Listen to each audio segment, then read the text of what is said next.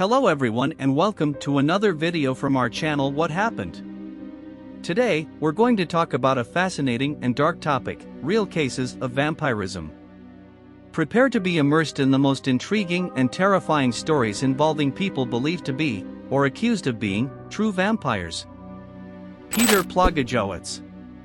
Our first story takes us to 18th century Serbia, where a man named Peter Plagojewicz supposedly came back from the dead and attacked several people. After his death, locals reported seeing Peter at night, and victims had bite marks on their necks and signs of blood loss. When her tomb was opened, her body appeared to be preserved and there were signs of hair and nail growth, fueling suspicions of vampirism. Mercy Brown. In the 19th century, in Rhode Island, in the United States, the young Mercy Brown died of tuberculosis. After her death, other members of her family also fell ill, leading the community to believe that Mercy was a vampire who was sucking the life out of her kin. Her body was exhumed and, to the amazement of the villagers, Mercy's heart was still fresh and had blood in it. His heart was burned and the ashes were mixed with water and given to the sick brother to drink in hopes of curing him of vampirism. Fritz Haarmann.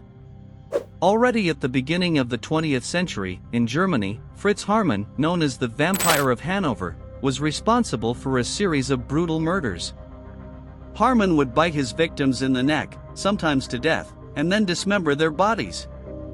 He was convicted of 24 murders but is believed to have killed more than 50 people. Elizabeth Bathory.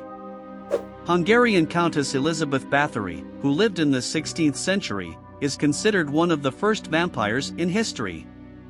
She is believed to have tortured and murdered over 600 young women and, according to legend, bathed in her victims' blood in hopes of achieving eternal youth. Elizabeth was convicted of her crimes and spent her final years confined to a room in her castle. Richard Trenton Chase. In the 1970s, Richard Trenton Chase, known as the Sacramento Vampire, terrorized California.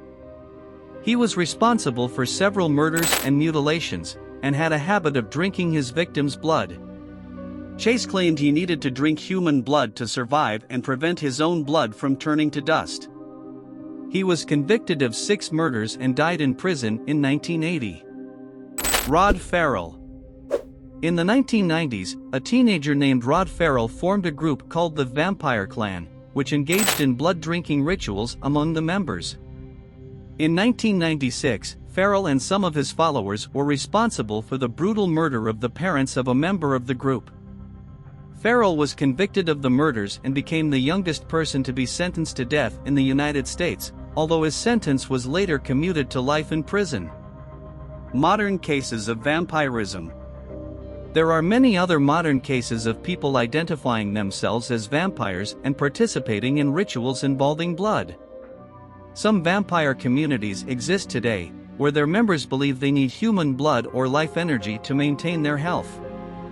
These practices are generally consensual between those involved and rarely result in violence or crimes.